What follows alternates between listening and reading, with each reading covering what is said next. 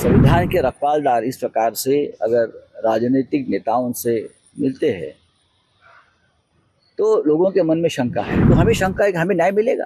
Chief justice ने इस case से अपने आप को अलग करना चाहिए, क्योंकि एक पार्टी है प्रधानमंत्री इस मुकदमे में, उनके साथ उनके रिश्ते खुलेआम दिख रहे हैं। गणपति उत्सव है, लोग एक दूसरे के घर में जाते हैं।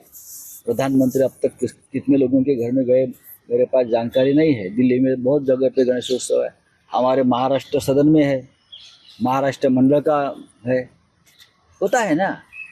लेकिन चीफ जस्टिस साहब के पास प्रधानमंत्री जी गए और प्रधानमंत्री जी और सर हमारे चीफ जस्टिस साहब ने एक साथ मिलकर आरती भी उतारी भगवान की। हमारी शंका इतनी है कि क्या ये संविधान के रखवालदार इस प्रकार से अगर राजनीतिक नेताओं से मिलते हैं तो लोगों के मन में शंका है। हमारी जो केस है महाराष्ट्र में, जो घटना बाह्य सरकार चल रही है और उसकी सुनवाई चंद्रचूड़ साहब के सामने चल रही है, तो हमें शंका है कि हमें न्याय मिलेगा। क्योंकि एक पार्टी है उसमें प्रधानमंत्री जी, जो हमारा मुकदमा चल रहा है उसमें पार्टी है केंद्र सरकार, और केंद्र सरकार के मुखिया सर न्यायाधीश के सामने साथ आते हैं, घर में बैठते हैं। तो सर न्यायाधीश चीफ जस्टिस ने इस केस से अपने आप को अलग करना चाहिए, नॉट बिफोर मी करना चाहिए। क्योंकि एक पार्टी है प्रधानमंत्री इस मुकदमे में, उनके साथ उनके रिश्ते खुलेआम दिख रहे हैं। ऐसे में क्या चंद्रचूड़ साहब हमें न्याय दे पाएंगे?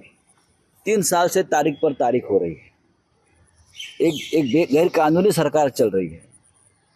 एनसीपी और शिवसेना जैसी पार्टी को जिस तरह से तोड़ा है, हाँ, उनके सामने ये भी गलत है, हमें न्याय नहीं मिल रहा है।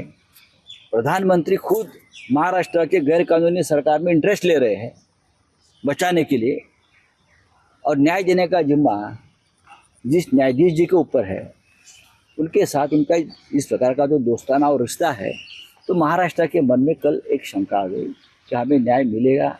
ऐसा लगता नहीं। इसलिए मुझे लगता है एक परंपरा है कि ऐसे केस में अगर कोई पार्टी होती है और वो न्यायाधीश महाराज जस्टिस का कोई रिलेशन दिखता है तो उस मुकदमे से अपने आप को अलग कर लेती है।